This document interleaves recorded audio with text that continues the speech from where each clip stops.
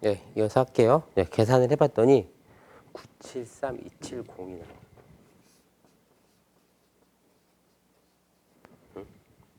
자, 시장에선 이자율이 6%니까 이 현금 흐름을 6%로 할인을 하니까 100만 원보다 작은 금액이 나왔어요. 그렇죠? 9732790. 만약에 이것까지 계산해 놓고 싶고 시장 이자율이 4%다라고 하면 써볼까요? 4%다라고 하면은 이거를 어떻게 할까요? 똑같은 현금 흐름을 1 플러스 4%로 나누겠죠.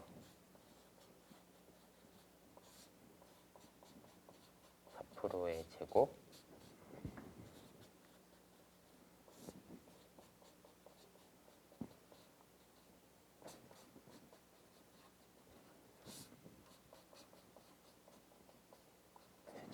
이렇게 나누겠죠. 4%도 계산해 볼까요?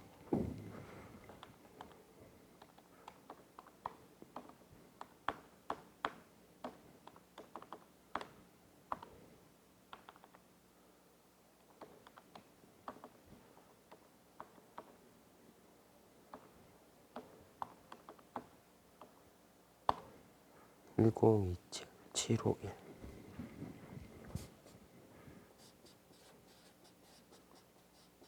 이렇게 돼요. 시장 이자율하고 요 액면 이자율하고 똑같을 때는 만기 사채 액면 금액하고 현재 발행 가격이 똑같이 나왔었는데 시장 이자율이 액면 이자율보다 크면 작게 나오고요. 100만 원보다 작은 금액이 나오고 발행 가격이 시장 이자율이 액면 이자율보다 작으면 매년 5%씩 주는 요 현금 흐름을 4%로 할인을 하게 되니까 더 큰 금액이 나와요. 이런 경우를 이제 할인 발행이라고 하고 이런 경우를 할증 발행이라고 하거든요. 밖에 되게 시끄러워서 이렇게 얘기를 하는데 여기서 할인 발행을 예로 한번 보여드릴게요.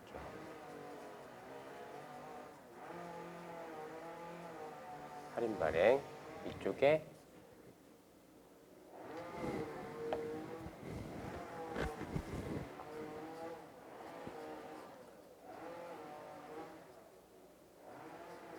사채 발행 회사의 회계 처리를 해볼게요. X 1년 초에 발행을 했다라고 하면 이 회사는 시장 이자율이 6%일 때 5%짜리 사채를 발행했기 때문에 이 돈을 받는 거예요. 이렇게 계산해서 나온 요 금액을. 현금이 얼마가 들어오냐면 973270이 들어오고 대변에 사채라는 부채를 인식해줘요.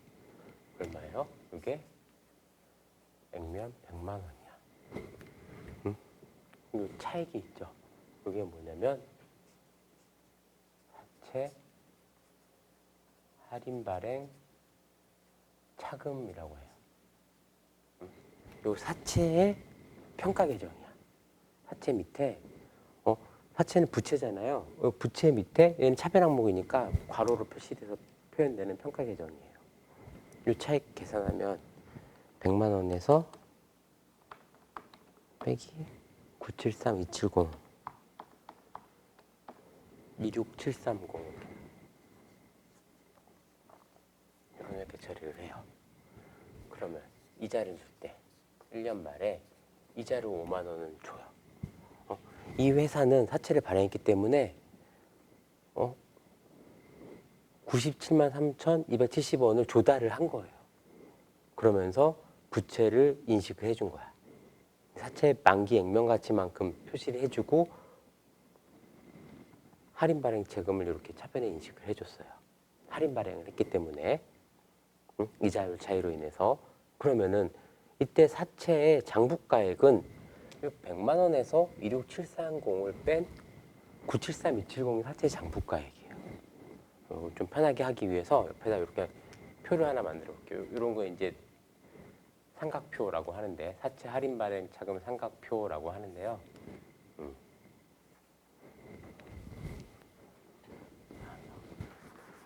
너무 많이 하면 안 되는데, 일자가 이렇게 있어. 일자가 이렇게 있고, 장부가, 장부가에 여기다 쓸까? 여기다 이렇게 쓰자. 이런 용어를 쓰겠습니다. 유효이자, 액면이자, 상각액, 상각이란 말이 이제 나왔죠. 그 다음에 여기다 이제 장부가 이렇게 할게요. X 1년 초에 이 사채의 장부가는 발행가하고 똑같죠. 발행했을 당시에 재무상태표에 사채 100만 원 밑에 괄호치고 할인 발행 자금 26730 이렇게 있으니까 사채의 장부가는 973270이에요. 그러면 자, 유효이자는 6%고 액면이자는 5%예요. 지금 이 상황은. 그러면 X 1년도 말에 유효이자가 얼마냐면은 이 사채 장부가액에 6%를 곱한 이자가 유효이자예요. 이게 무슨 말이냐면 내가 조달한 자금은 이거야. 만기에 100만 원을 준다라는 사채를 발행했지만 나는 이 자금을 조달을 했어요. 이 자금에 대한 내가 조달한 973270에 대한 6% 이자를 줘야 되는 거야. 973270에 좀 06 하면은 58396이 나오거든요. 58396이야. 이렇게 계산이 돼요. 그런데 내가 주기로 약속한 이자는 얼마예요? 액면 이자 5만 원이야. 5만 원. 이 두 금액의 차이를 이제 삼각한다라고 하는데 이게 8396이에요. 8396. 그렇죠? 그러면 1년도 말에 회계 처리를 어떻게 하냐면 사채를 발행한 회사는 이자 비용을 유효 이자율로 인식을 해줍니다. 58396을 이렇게 인식해줘요. 이자를 현금 줘야 되겠죠. 현금을 근데 얼마 줘요? 5만 원만 준다고. 5만 원만. 사채에 약속한 이자가 내가 5만 원씩 주기로 했으니까 차대가 안 맞죠.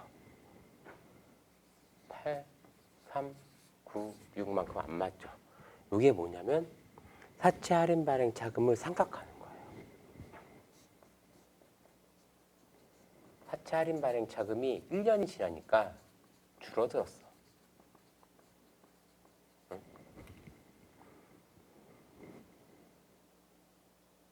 이 얘기는 뭐냐면은 내가 시장에서 자금을 조달했다라고 하면 지금 이자율이 6%이기 때문에 973270 만기에 100만 원으로 주고 5만 원씩 준다라고 하면은 요만큼밖에 안 되는 거예요. 시장 이자라고 내가 시장 이자율이 6%니까 이자를 6만 원씩 줄게라고 하면은 이런 식으로 계산하면은 이게 또 똑같이 이게 6만 원이고 6%다라고 하면 발행가가 100만 원이 나와. 그러니까 발행가하고 액면가하고 똑같기 때문에 이런 조정을 해줄 필요가 없어요. 유효이자랑 액면이자가 똑같기 때문에. 근데 지금 다른 상황이라서 이런 조정을 해주는 거거든요. 그럼 다음 연도에는 자 이렇게 하고 났더니 요 시점에 사채 장부가가 얼마가 됐죠? 100만 원에서 26730을 뺀 973270이 장부가였는데 이 1년이 지나고 이자를 지급하고 나니까 요만큼이 26730 있던 것 중에서 8396만큼이 없어졌죠. 그럼 이때 장부가가 얼마가 돼요? 26730에서 8396이 빠졌으니까 사채는 점점 100만 원에 가까운 금액이 되겠죠. 973270하고 100만 원에 있는 갭이 8396만큼 줄어들겠죠. 그 갭이. 응? 그럼 여기다가 이 금액을 더해줘요.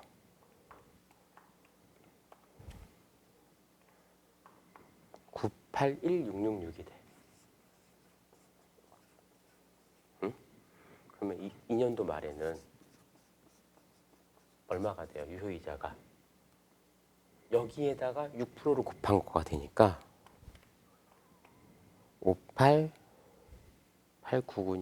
58900이라고 그냥 할게요. 8900.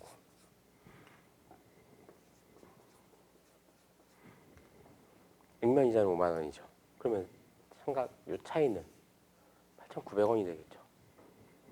그럼 회계 처리를 어떻게 하냐? 이자 비용 58900. 현금을 얼마 주죠? 약속한 5만 원만 줘. 그리고 사채 할인 발행 자금을 생각하는 거예요. 이렇게 잘 안 나오지?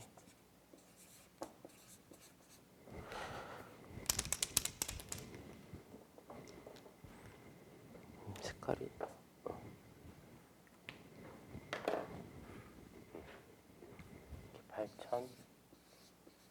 8,900원 이렇게 생각을 해. 그러면 이때 장부가는 여기에 8,900원만큼 더 할인 발행 차감이 없어졌으니까 하체 장부가는 더 늘어났겠죠. 100만 원에서 차감해주는 요 할인 발행 차금이 점점 줄었잖아. 응? 981666에서 빼기 8,900원만큼 990566이 되겠네. 3년도 말에는 이렇게 되죠.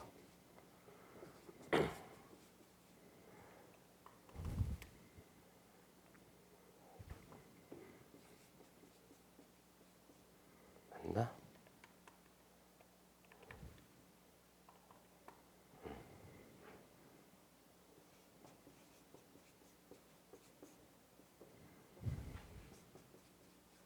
마지막에는 이렇게 단수 조정을 해줘요. 여기다가 6% 곱하면 990566 곱하기 0.06 하면은 59433.96 이렇게 나오거든요. 59434 해주면은 여기가 9434가 돼서 100만 원으로 떨어져요. 약간 뭔가 느낌이 오죠. 요 삼각을 하면서 만기에 사채 장부가가 액면가하고 일치하게 되게 만들어주는 거예요, 지금. 사채 할인 발행 차금은 이때까지 생각하면 이제 없어져요. 3년 말 해보면 회계 처리를 하면 이자 비용이 59434가 되고 현금을 5만 원만 주고 그 차에 낀 9434를 사채 할인 발행 차금을 생각해줘요.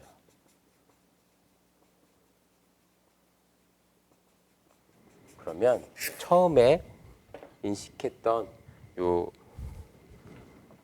사채 할인 발행 자금 26730이 매년 이자를 지급할 때마다 조금씩 줄어서 다 없어져 버렸어요, 지금. 다 없어진 거야. 매년 생각한 거, 요거 매년 생각한 금액을 다 더하면 처음에 인식한 할인 발행 차금인 이게 나오거든요. 그러면 이때 사채를 상환해야 되겠죠.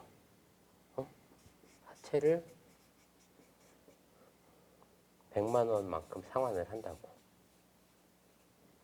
현금으로 100만 원. 사채 할인 발행 차금은 이자 지급하면서 다 생각하고 없어졌어요. 이렇게 되는 거예요. 시장이자율하고 액면이자율하고 똑같으면 아까 쉬는 시간 전에 봤었던 회계처리처럼 되게 간단한 회계처리밖에 안 나와요. 그렇죠? 100만 원, 사채 100만 원 발행하고 현금 100만 원 들어오고 매년 이자 5만 원씩 주고 마지막에 사채 100만 원 없어지고 현금 100만 원으로 상환하고 이걸로 끝이었는데 시장 이자율하고 사채 발행 그 액면 이자율이 달랐기 때문에 사채 발행가가 틀어진 거지. 액면하고 달라진 거예요. 그 얘기는 시장의 이자율은 6%인데 내 사채는 5만 원밖에 안 주는 사채, 5%밖에 안 주는 사채니까 사채를 그만큼 싸게 발행을 해야 되는 거야. 싸게 발행을 해야 되는 거고, 근데 이제 시장 이자율만큼 이자를 인식하고 싸게 발행한 사채 액면가의 차액을 매년 이렇게 조정해 나가서 만기에는 액면가랑 맞춰주는 거야. 이런 거를 사채 할인 발행 차금을 상각한다라는 거야. 상각. 할증 발행을 했다. 만약에 시장 이자율이 4%다. 그러면 1027, 751로 발행을 했겠죠. 그러면은 여기에 사채 할인 발행 차금이 생기는 게 아니라 이쪽에 생기겠죠. 이름은 사채 할증 발행 차금으로 해갖고 생기고, 생각할 때마다 이때는 이자 비용이 현금으로 주는 이자보다 작은 게 나와요. 4%니까. 이건 6%니까 큰 게 나왔죠. 작은 게 나오고, 그만큼 이쪽에 사채 할증 발행 차금을 생각해 주는 식으로 모양이 약간 거꾸로 되는 거죠. 얘가 여기로 가고 얘네들이 이쪽으로 오는 분계를 해서 마지막에 100만 원을 딱 맞춰주는 거예요. 이렇게 되는 거예요. 이거를 삼각후 원가로 평가한다라고 하는 거예요. 사채를. 그 채무증권에 투자한 회사는, 자 다시 볼게요. 삼각후 원가 측정 금융자산 146페이지에 이렇게 평가를 하는 거예요. 삼각후 원가 측정. 자, 지금 발행회사 회계 처리를 봤는데 이 사채를 투자한 회사 회계 처리를 보면 똑같은, 여기다가 이거 지우고 똑같이 써볼게요. 바로 옆에다가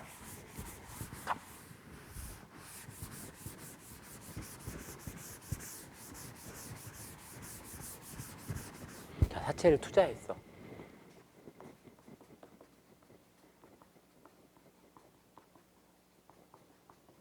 사채 투자회사 같은 또 X 1년 초, 이게 한 번에 같이 보이나 지금? 보이나? 이렇게 쓸게요. 똑같은 거. 자, 사채를 발행하는 회사는 이때 100만 원짜리 사채 발행하고 현금을 이만큼 받았죠. 그리고 사채 할인 발행 차금을 인식했어요. 투자자는 어떻게 해요? 이날 무슨 일이 있을까? 이 투자자는 내가 이 회사가 발행한 사채를 샀어. 얼마 주고 샀지? 현금 973270. 얘가 준 만큼 제가 받았을 거 아니에요. 요 돈 주고 산 거야. 여기다가 삼각후 원가 측정 금융 자산 이렇게 쓰는 거예요. 계정 과목이 길어서 좁다. 97370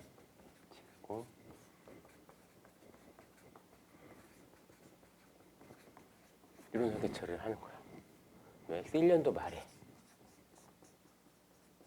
얘가 사채 발행자가 이자를 지급하는 회계 처리 이렇게 했을 때 얘는 어떻게 회계 처리를 해? 이때 얘한테 일어나는 사건이 뭐예요? 일단 돈을 받죠. 현금을 5만 원을 받아요. 5만 원을 받아. 근데 이 시점에서 사채의 장부가는 973270에서 2673 100만 원에서 26730을 뺀 973270으로 있던 게 한 번 삼각돼서 여기다 이 금액 더한 걸로 바뀌어 있는 상태잖아요. 바뀌어 있는 상태야. 그 말은 무슨 말이냐면은, 자, 요 시점에서는 요 사채의 가치가 973270이야. 근데 이 시점이 되면은 남은 기간이 3년 남아있을 때의 사채의 가치랑 2년 남아있을 때 사채의 가치는 다른 거예요. 응? 그 금액으로 평가가 돼야 되는 거야. 여기는 1년 남아있을 때의 가치로. 그게 이 시점에서 각 시점에 이 사채 할인 발행 차금을 삼각함으로 인해서 사채의 장부가가 97327가 점점 늘어나죠. 점점 100만 원에 수렴한다고. 이 시점이 되면은 액면가랑 같아지는 거지. 요 시점 100만 원이면 요 시점 100만 원이어야지 맞잖아요. 그렇죠? 같은 시점이니까. 여기는 이제 1년 뒤 100만 원짜리 사채고 여기는 2년 뒤 100만 원짜리 사채란 말이야. 그래서 이게 달라지는 거거든요. 얘도 내가 투자한 회사채가 973, 270에 투자했는데 1년 뒤에는 달라져 있어요. 이 금액보다 커져 있다고. 5만 원을 받았는데 이자가 얼마냐면 얘가 인식한 이자 비용만큼 시장 이자율로 이자를 인식해 주는 거예요. 얘도. 이자 수익이 58396. 얘가 인식한 이자 비용하고 똑같아. 시장 이자율은 같으니까. 이자 수익이 58396. 그러면은 차변 대변 차이인 8396이 생기죠. 이게 뭐죠? 삼각 후 원가 특정 금융 자산이 그만큼 증가한 거죠.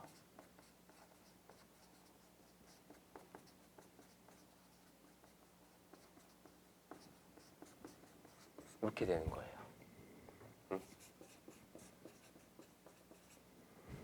얘가 이자를 지급하면서 실제 이자보다 덜 준 것만큼 사채할인 발행 자금을 생각했잖아요. 얘도 이자 수익을 인식하면서 내가 인식한 이자 수익보다 이자 현금을 덜 받았어. 그만큼 내 사채의 가치가 올라간 거야. 내가 투자한 사채의 가치가. 삼각 후 원가 측정 금융 자산이 올라간 거예요. 이렇게 처리해 주는 거야. 2년도 말에는 현금을 5만 원 받고 이자 수익을 얼마 인식했죠? 58900.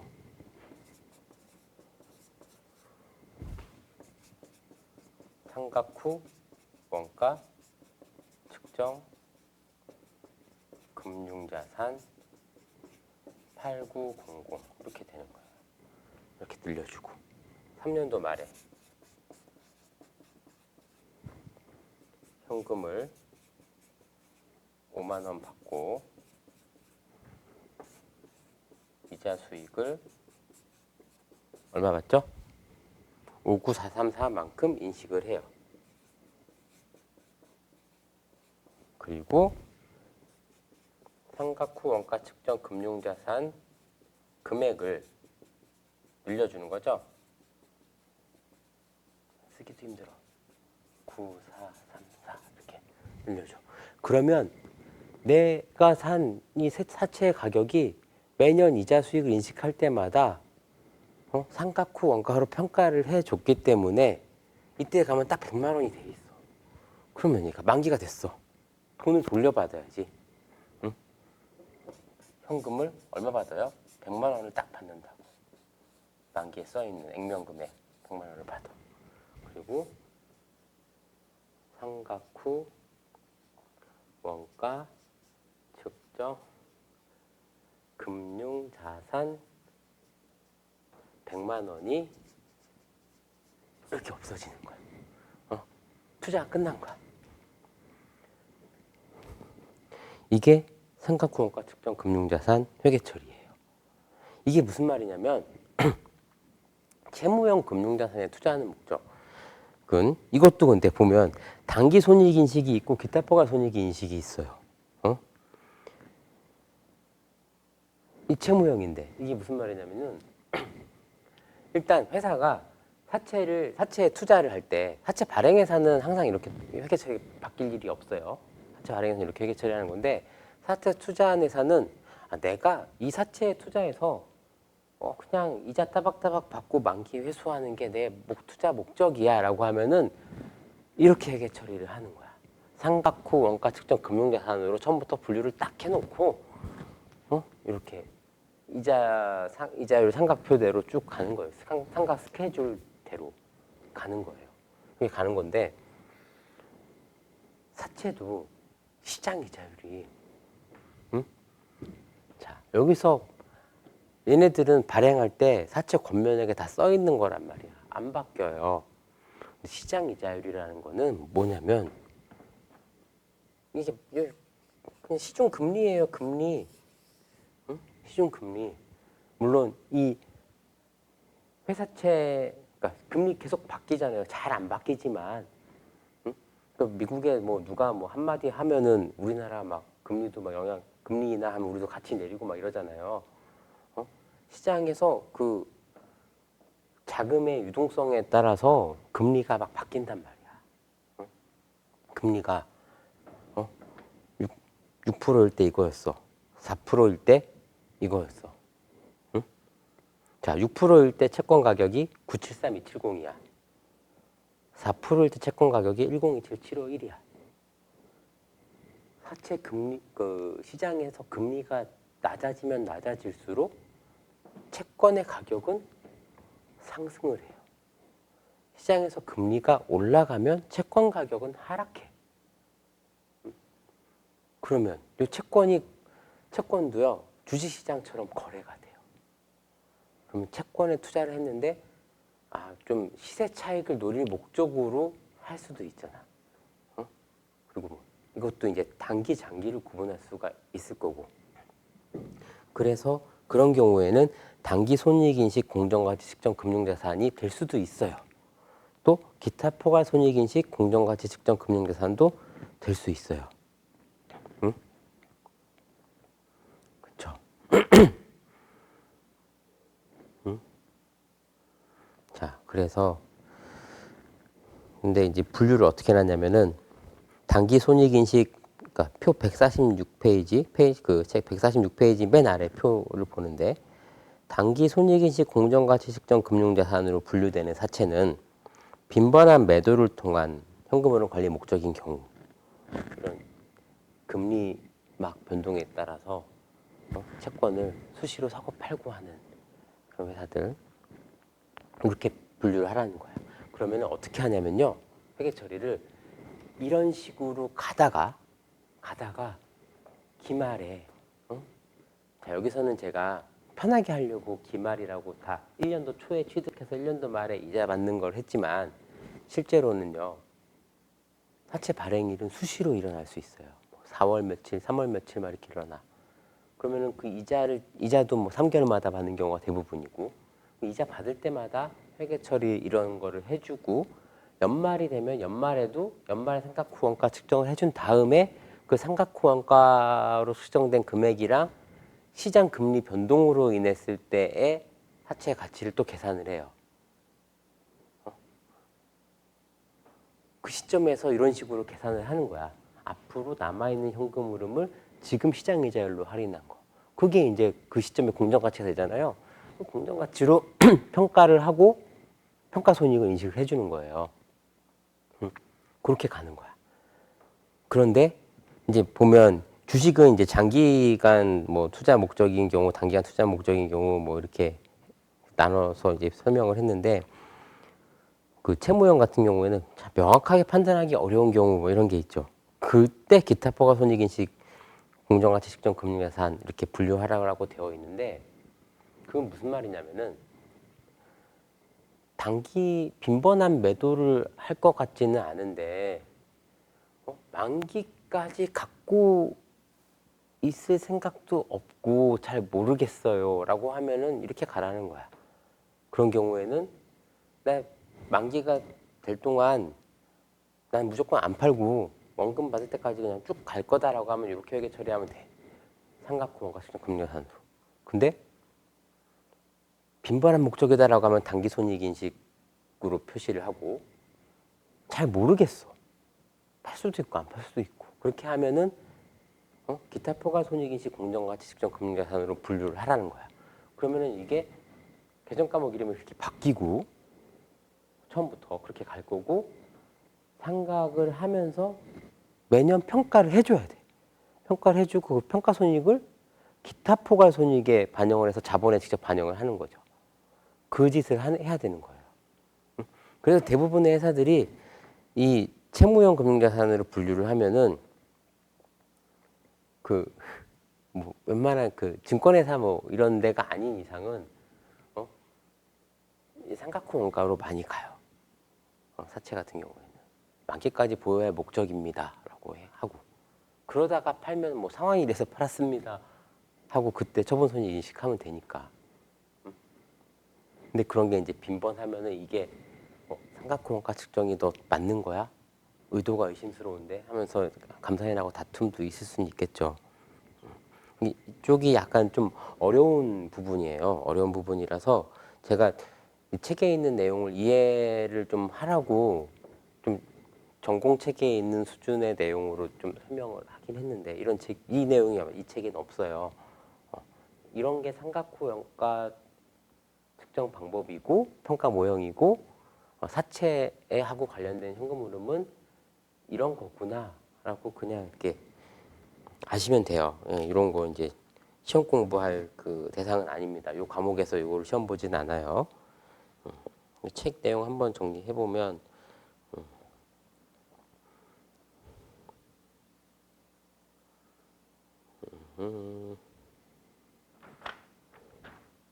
147페이지의 지분형 금융자산에 의한 설명도 제가 했던 거하고 약간 다르게 되어 있죠. 이거는 이제 회사가 그 선택 의도한 어떤 그 선택 이런 거를 좀 강제하기 위해서 이렇게 좀 얘기를 해놓은 것 같아요. 그 원칙적으로 지분형은 단기 손익인식 공정가치 측정 금융자산으로 가는 게 맞다. 이런 식으로 지금 설명을 해놨죠, 여기서는. 그리고 기타 포괄 손익인식 공정가치 측정 금융자산은 평가 손익의 변동성이 클 것으로 예상되는 경우 기업의 선택권을 부여한 경우다. 이렇게 나와 있네요. 실무적으로는 요 얘기가 맞을 수도 있어요. 왜냐하면 회사가 단기 매매 목적으로 주식을 샀는데 그래서 단기 손익인식 공정가치 측정 금융자산으로 분류를 했어요. 근데 이게 주식이 자꾸 떨어지는 거야. 그럼 얘 때문에 올해 손실을 많이 기록해야 돼. 그럼 어떻게 하겠어요, 회사가? 이거 우리 아직 감사받기 전이니까 바꿉시다. 기타 포괄 손익인식으로. 그럼 손익에는 영향을 안 받잖아. 이게 자의적으로 막 바꿀 수도 있잖아요. 그렇죠? 응? 그래서 이런 게 이제 이렇게 설명을 하기도 하나 봐요. 그러니까 처음부터 이런 단기 투자 목적이 아닙니다라고 평가를 피해 가기 위해서 이 평가 손익의 변동성이 너무 커서 이런 게 우리 그 단기 손익인식 금융자산으로 관리하면 우리 회사 경영 실적에 되게 안 좋기 때문에 우리는 이거를 기타 평가 손익인식 금융자산으로 가겠다 이렇게 판단할 수도 있잖아요, 그렇죠? 이런 식으로 또 설명을 해놨네요. 다 맞는 말이에요. 예.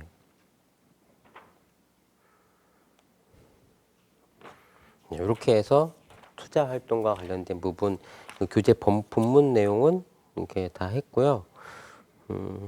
158페이지 요거 지난 시간에 했었나? 그 산업별 자산 구성 비교 해가지고 나와 있는데 그 설명 드렸던 것 같기도 하고 보면 제조업은 유형 자산이 되게 크죠. 공장이 있어야 되니까 그런 거고. 그 대체로 유형 자산은 다 커요. 왜냐면 비싸서 그래요. 비싸서. 뭐가 비싸요? 땅이 비싸요. 땅이 비싸서 그런 거고. 매출 채권, 재고 자산이 어디가 제일 많을까? 재고 자산 큰 부분은 이제 다 비슷한데. 이 이렇게 좀 극단적인 설명을 좀 해주면은 더 이해하기 편할 텐데 회사를 예를 들어 갖고 이거는 비슷한데 건설업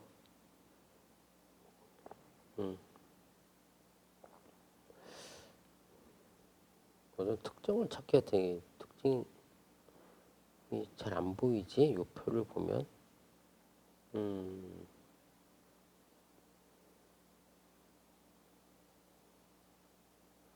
그냥 뭐 이렇다라는 통계표 정도로밖에 이해가 안 되는데요. 요거를 봤을 때는 그쵸? 뭔가 좀 특출나게 막 있는 그런 건 없어요. 건설업 같은 경우는 유형자산이 되게 낮아요. 비중이. 왜 그럴까? 건설업은 자기 자산을 보유하는 회사가 아니에요. 건설업은. 땅을 사서 파는 목적이죠. 땅을 사서 거기다가 뭔가를 지어서 팔죠. 또는 땅을 사지 않고 남의 땅에다가 뭔가를 지어주는 일을 하죠. 그러니까 건설업은 재고자산이 많은 거예요. 재고자산이 많은데 이게 지금 이게 눈에 잘 안 들어오는 게 이게 퍼센트로 돼 있어서 그런 것 같아요. 금액 가지고 이제 좀 비교를 했으면은 좀 더 와닿을 수도 있을 것 같기도 하고. 좀 매출 채권 한번 볼까? 매출 채권 다 비슷비슷하네. 큰 그게 안 보이고. 현금은 건설업이 많네요. 우리나라 분양 시장이 이제 선분양 시장이다 보니까 현금 건설업이 이제 현금이 많은 걸로 나오는 것 같습니다. 이런 거는 큰 의미는 없고요. 보통 일반적으로 제조업이 유형 자산이 큰 회사라고 보시면 되고, 건설업은 재고 자산이 크다라고 보시면 되고요. 비중이. 그리고 매출 채권 비중을 보시면 이게 대부분의 회사들이 뭐 10%뭐 요 주변에서 이렇게 노는데, 이게 매출 채권 비중이 이거보다 너무 많이 높다라고 하면 뭐겠어요. 채권 회수에 문제가 있는 회사라고 보시면 되겠죠. 그리고 진짜 재고자산 비중 큰 회사는, 그러니까 규모를 놓고 봤을 때 재고자산의 비중이 큰 회사, 도소매업이 큰데, 여기서는 도소매업이 재고자산도 크지만 다른 것들도 크기 때문에 이렇게 작게 보이는 걸로 나왔고, 의류업이 재고자산 되게 커요. 의류, 패션, 의류, 옷 만드는 회사들 있죠. 의류는 재고가 정말 많습니다. 왜냐하면 똑같은 청바지라고 하더라도 뭐 사이즈별로 다 구매를 해야 되고, 매장에도 다 비치를 해야 되고, 인터넷으로 팔기도 하고 하지만 내가 팔 수 있는 물량 이상의 재고를 만들어야 되는 게 의류업이에요. 그래서 이제 의류업 같은 경우에는 시장이 여러 단계가 있잖아요. 신제품을 파는 그런 로드샵이나 백화점 시장이 있고, 한물간 제품을 파는 이제 아울렛이 있는 거고, 그렇죠? 거기서도 더 한물간 재고, 그럼 재고를 처리해야 되니까, 재고를 처리해야 되니까 그걸 또 파는 뭐 이렇게 가판대 같은 게 또 있는 거고, 또 해외로 수출도 하고. 의류업이 이제 재고자산 비중이 진짜 큽니다. 이렇게 보시면 되고요. 자, 문제에서 풀어볼 만한 거는 연습 문제, 뭐 객관식은 각자 보시면 될 것 같고, 어려운 거 없고 해답도 다 있으니까. 사례 연구도 수업하면서 같이 이제 봤었는데,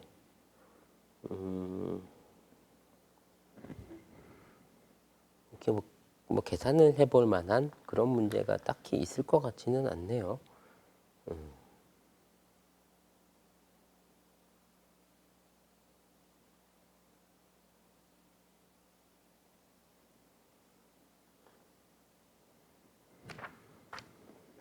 지분법 회계 처리는 하면서 봤고, 그 다음에 6번도 무형자산 그 개발비 설명할 때 같이 봤죠.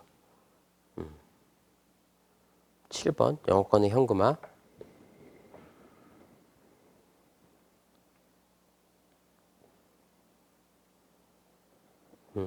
이건 무슨 얘기냐면, 7번 보면은 한번 읽어볼게요. 재무회계 수업을 수강하면서 기업의 투자 활동과 관련된 사례 연구를 수행 중이다. 해당 사례 연구에서 당사는 자금 조달 의사결정의 일환으로 어느 자산을 매각하여 필요한 자금을 확보할지 고민 중에 있다. 이때 재무관리를 전공하는 친구가 찾아와서 회사의 재무제표를 검토하더니 이 회사는 상당한 금액의 영업권을 보유하고 있다며 그 무형자산을 처분하여 자금을 확보할 것을 권하였다. 그 친구가 제시하는 의견의 타당성에 대해 평가하시오. 영업권은 그 영업권 자체를 팔 수 있는 게 아니죠. 영업권은 뭐라 그랬어요? 일단 스스로 만들어낼 수 있는 자산도 아니고, 내가 어떤 회사에 어떤 남의 회사를 이제 취득할 때 합병 인수를 함으로 인해서 그 회사의 순자산 공정가치보다 더 많은 돈을 지급을 한 경우, 초과 수익력이 있기 때문에 이 돈을 줬구나라고 해서 그 많이 준 것만큼 영어권으로 인식한다 그랬어요. 그리고 그 영어권은 매년 그 영어권이 아직도 있는지 없는지를 봐서 그 합병에 대한 효과가 초과 수익력이 유지되고 있나, 우리 회사가 우월한 이 회사를 합병함으로 인해서 우월한 지위가 아직까지 있느냐, 그거를 평가를 해갖고 없으면은 이제 없애버린다 그랬잖아요. 그러니까 손상 평가를 한다 그랬잖아요. 자, 이 영어권 너 살래? 생각해 보면은 그거 어떻게 사요? 못 사죠. 영어권을 살려면 그 회사를 사야 되는 거잖아. 회사를 사야 되는 거라서 요거는 이제 그 친구가 제시한 의견 타당성이 없는 거죠. 8번은 직접 해보시면 될 것 같아요. 이건 해보면 되고 9번 이거 문제가 엄청 긴데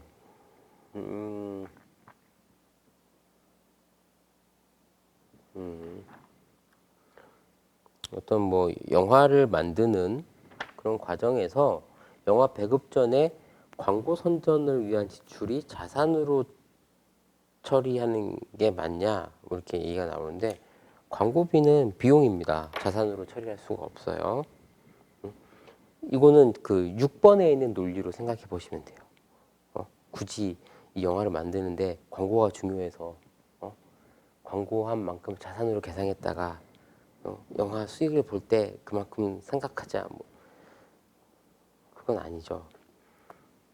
개발비를 자산으로 인식할 수 있는 요건에 대해서 이렇게 되게 엄격한 규정이 있다고 했잖아요. 이런 것까지 자산으로 인식을 하게 되면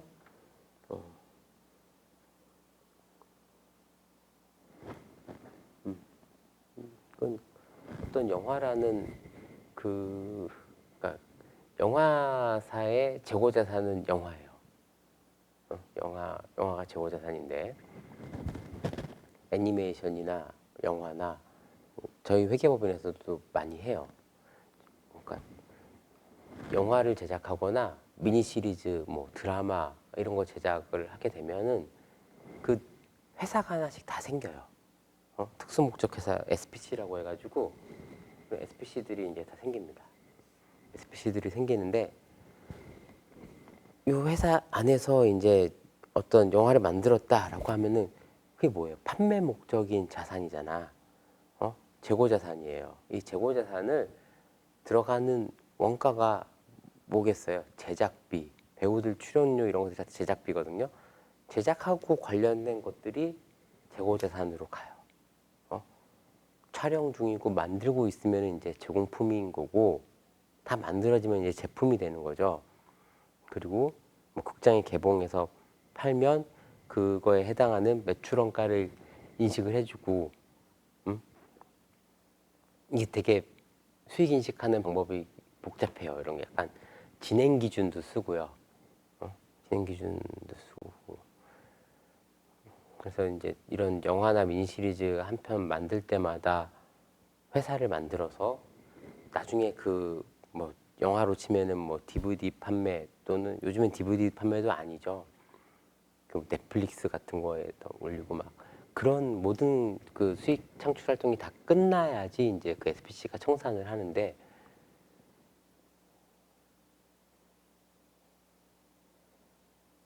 이 제작하고 관련된 것들은 이제 재고자산으로 가서 재고자산이 다 팔리면 없어져야 되는 거잖아요. 근데 영화 같은 경우에는 재고자산이 없어질까요? 요새 같은 시장에서 없어질까? 몇십 년 지난 영화도 계속 돈 주고 보잖아, 사람들이. 그렇죠? 이게 되게 이제 회계적으로 고민할 게 많은 그런 분야예요. 예전에는 이 SPC 청산을 언제 했냐면은 극장 개봉 끝나고 투자 유치를 받아요. 무슨 창투 뭐 이런 데한테 우리 극장 가서 영화 보면은 제일 먼저 막 나오잖아요. 뭐 제작사 로고 같은 거 나오면서 배급 어디 무슨 창투 막 이런 거 막 나와요.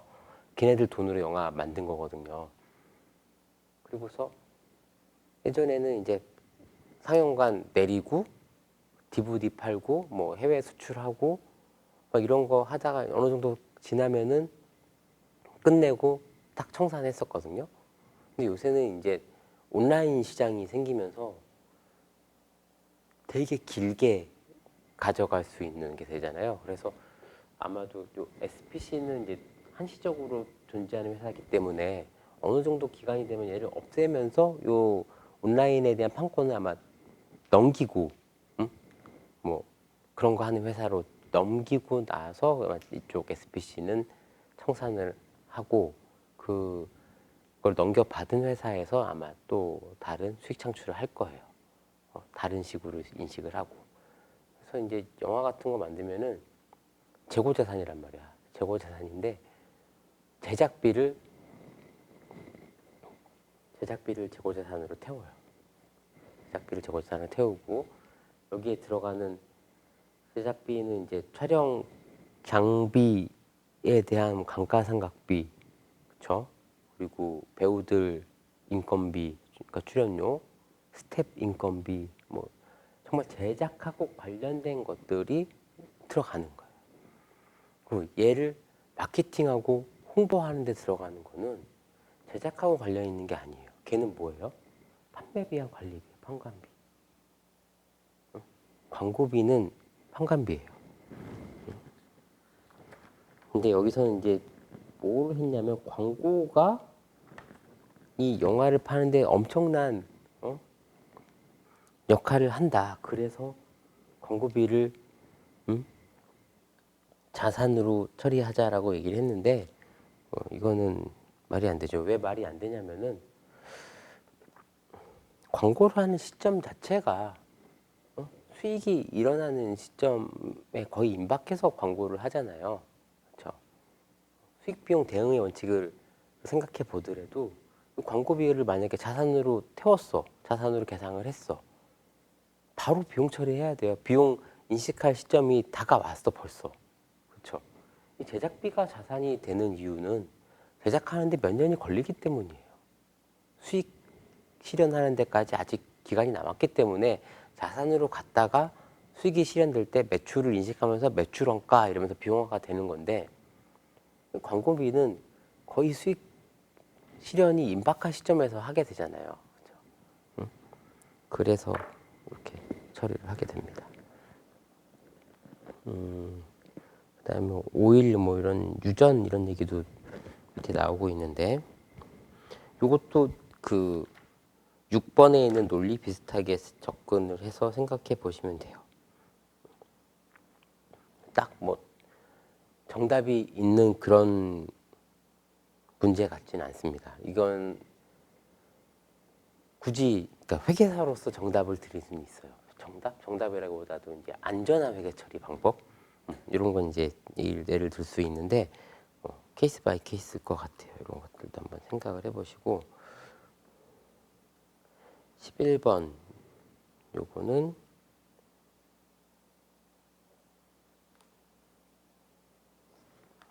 이게 우리가 풀어봤었나? 네, 기억이 잘 안 나는데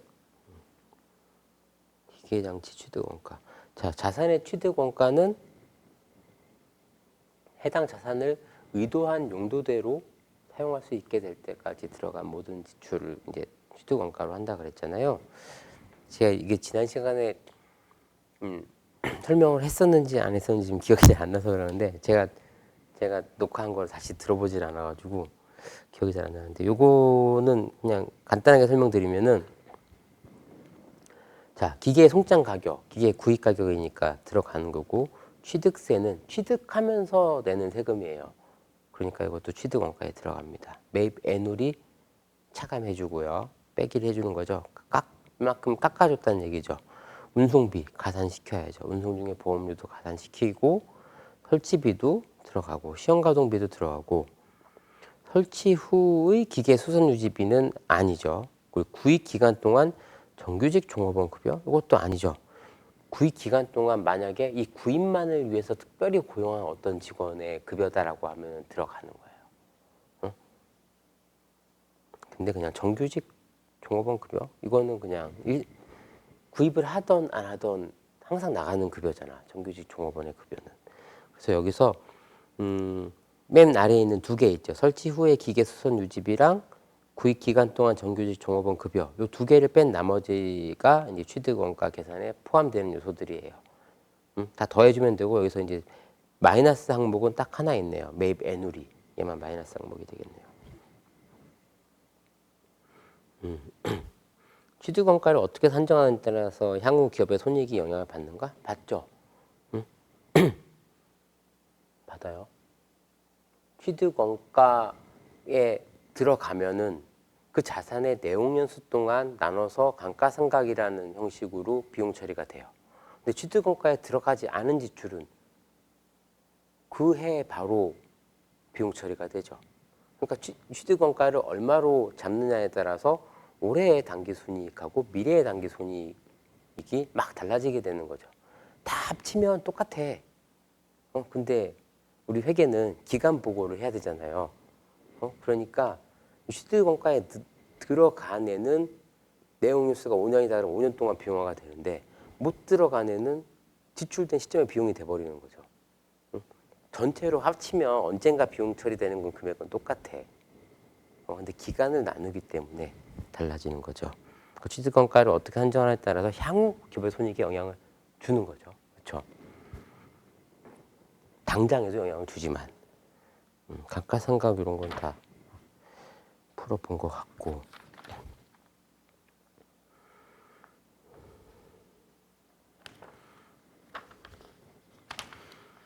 13번도 한번 그냥 읽어보시면 될 것 같아요. 이렇게 해서 투자 활동에 대한 설명이 끝났고 재무 활동도 이거 되게 금방 끝낼 수 있어요. 재무 활동도